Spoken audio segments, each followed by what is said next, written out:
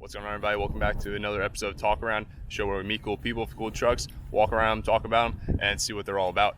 All right, so today we're over here with George from Skottles Bottles. How's it going? Hey, it's going good, man. Just enjoying the time here at Southeast Expo. Like you mentioned, my name is George.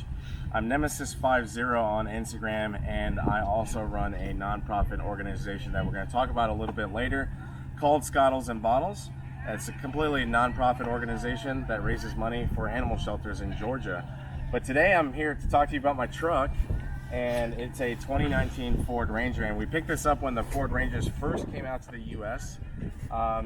It originally was starting its life just to kind of tow one of our vehicles to the track back and forth, and you know, we needed a truck for everyday stuff, and then it slowly became something else. Over time it became this. It's that snowball effect. Yeah, for sure. And you know, if you followed me on Instagram for a while, you know that when we build something, we kind of take it to the next level and kind of do something really awesome with it.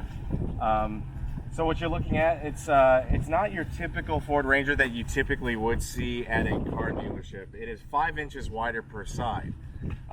Wow. So it is a true wide body, and a lot of people oftentimes when they say they have a wide body vehicle, they'll put some fender flares on it and they'll say, oh, it's a wide body. Well, there's a lot of suspension geometry that goes into a wide body like this, and the company is called APG Off-Road, and they're based out of California, and they build this entire truck. So it's a turnkey solution.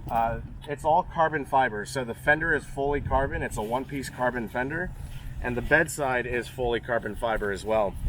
So it's not a flare. A lot of people think that just because it's painted this way, that it's just a connection on the flare, but it's not. So this isn't fiberglass. This is all one-piece carbon. Wow. Yep. Same thing in the bedside as well. Now, when they designed this flare, they designed it so that you can jump and land a full 35, 12 and a half, and it's going to fully tuck inside that fender.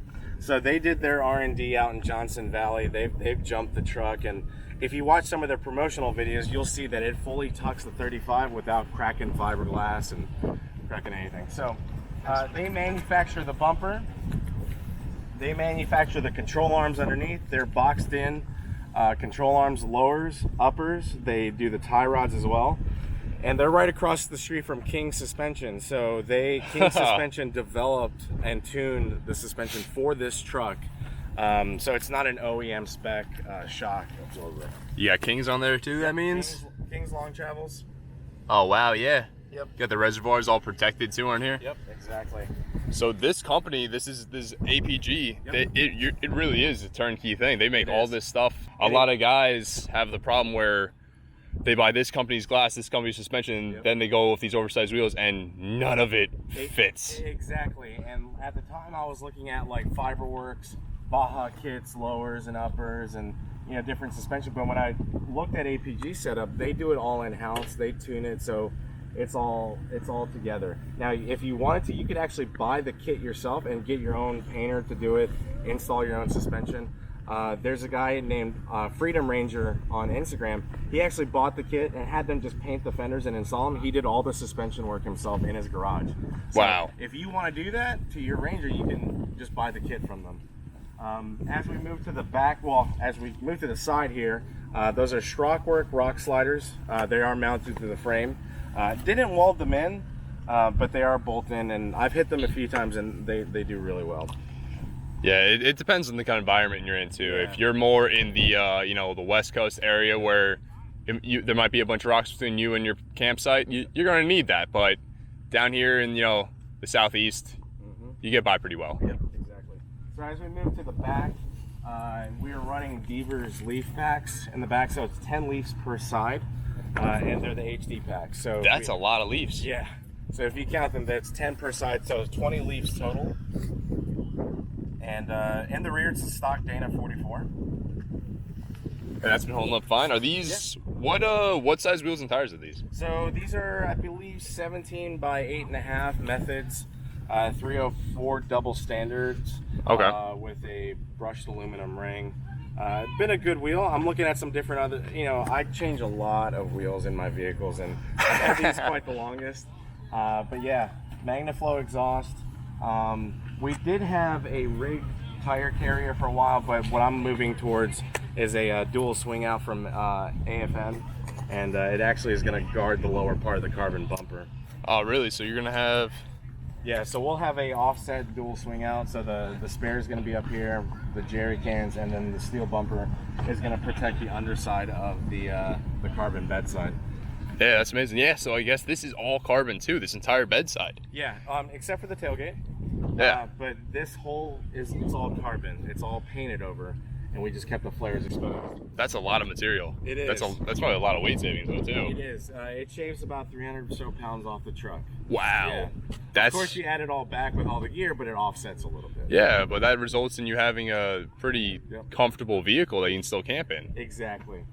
So moving up to the rack and everything. So this is an extrusion overland rack system. Originally, I had an RCI rack system, which was okay, but I like customizing things and changing things up all the time. So we went to extrusion overland. They make systems for Tacomas, Rams, ZR2, like Colorados, everything you can imagine.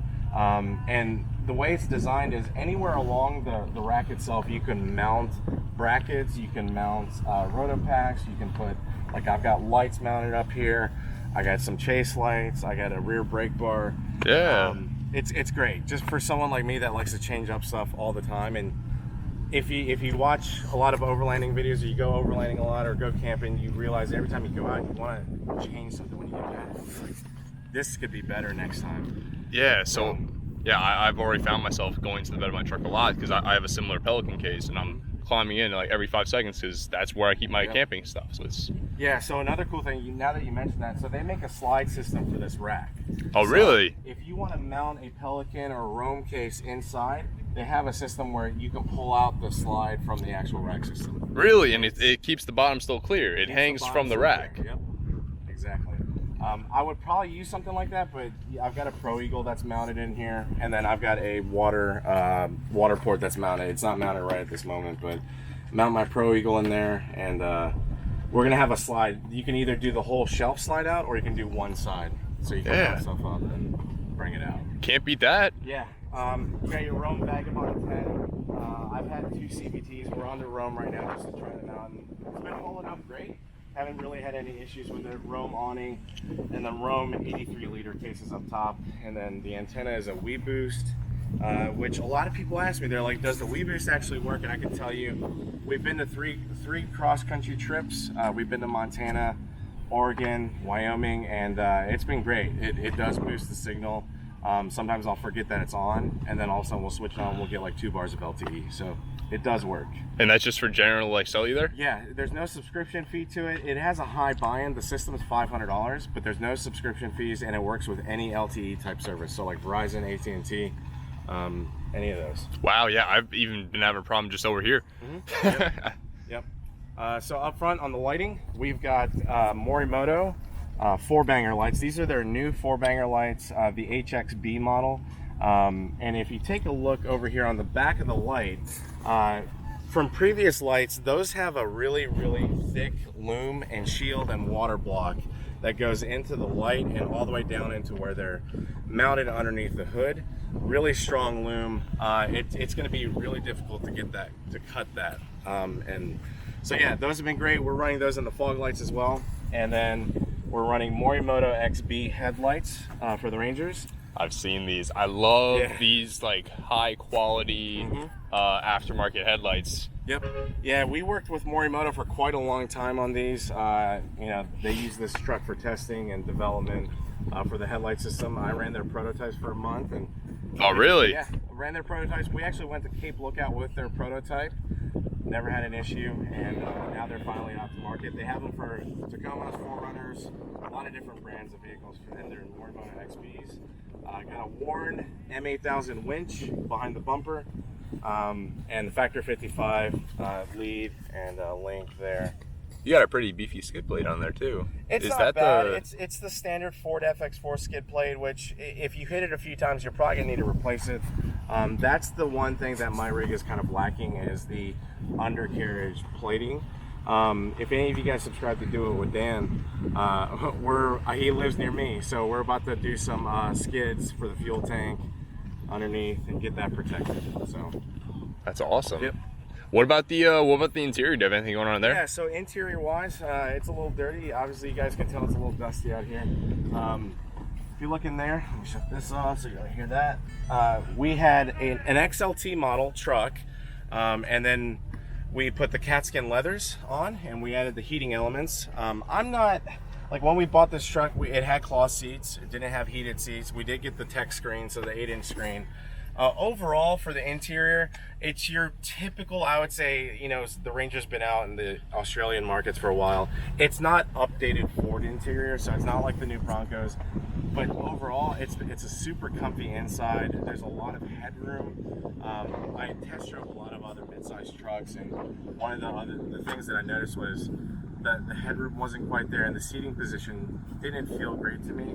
I feel like I'm in a nice little bucket seat, almost like a car. It's comfortable inside. So. Exactly. That's where you're spending most of your time. Yeah. You're there more than you are on the trail nowadays. You know what I mean? Exactly. So that's how you get to these awesome spots where then you need the awesome tires, and then you need, you know, all these winch capabilities. Yeah. You gotta make sure your butt's comfortable. Exactly. For our honeymoon a few months ago, we did 5,000 miles in 2 weeks in this truck. There you go. So, That's awesome, and congratulations. Thank you. Yeah, we started in LA, went up to Oregon, then Glacier National Park in Montana, and then down through Yellowstone and the Tetons. Man, that is beautiful. I just got back from Arizona, Sedona. Oh yeah. Gorgeous, man. Yeah, we went to Sedona. My wife used to live out in Arizona, so Yeah. we used to go out there quite often. All right, so now that we went over the build, let's go over you and what you're all about. Yeah, so I run an organization called Skottles Bottles, and it was kind of almost a jokey name. And if you're not familiar with what a Skottle is, it's just a cooking device that's popular with overlanders. And my wife bought me one for Christmas, and I love using it. So and the bottles portion of Skottles Bottles is we did rotate around breweries in Georgia, helping raise money for animal shelters. And now we are tied in with Sweetwater Brewing and Sweetwater Tap Room in downtown Atlanta, which is where they're based out of. And we have a monthly overland off-road meet. So whether you're an overlander and you like going camping, or you like going to off-road parks and bashing, like it's something for everybody. So at our events, we'll have anything from like a solid axle swap Frontier or a solid axle swap 4Runner on 40s, all the way to your regular something like this with, you know, a rooftop tent. And it's a completely free event. And one of the main differences of our event versus like others is typically when you go to other overland events, like the smaller ones around your communities, you might just see a lot of one specific brand. And it kind of makes for, like, you know, you can talk to them, but you don't, I mean, I have a Ranger, right? So most of the meets that I go to, there's no other Rangers there typically. So it's a little bit harder to, you know, feel comfortable to talk to someone else. But when you come to our events, you'll find anything from Nissans, Porsche Cayennes, Land Rovers, Jeeps, Chevy, Toyotas, of course. It's just, you'll find everything. And I've had a lot of great feedback. A lot of people saying that they love the vibe of our events. You know, you go grab a beer, have some good food, and hang out in the parking lot and kind of just see all the other dogs that are there. But the main focus of our event is that we do raise money for animal shelters. 100% of the money goes to the animal shelter. One of the things that I always hated about like other organizations was oftentimes you'll see a proceed amount goes to whatever charity it is. And I understand that, like, you know, it takes money and work to put stuff towards charity or, you know, run an event. But for us, we do it for the community and we do it for the animal shelters. So we don't keep any of the money, like the banner and stuff. I cover myself. That's awesome, man. Yeah, I have a great job, so I'm really blessed with a really good job. And I love the community, and I want to bring everybody together. And I think when it becomes about the money, it's not a lot of people like that sort of thing. So want to keep it about the animals and want to keep it about the community. So that's really what we're about. Awesome, man. Thank you so much for your time. So if people want to hear more about you and more about your story, where can they go to find you? Yeah, absolutely. So if you're interested in truck and talking to me, my @ is Nemesis5, the number 5, and then 0 spelled out. So it's Nemesis50.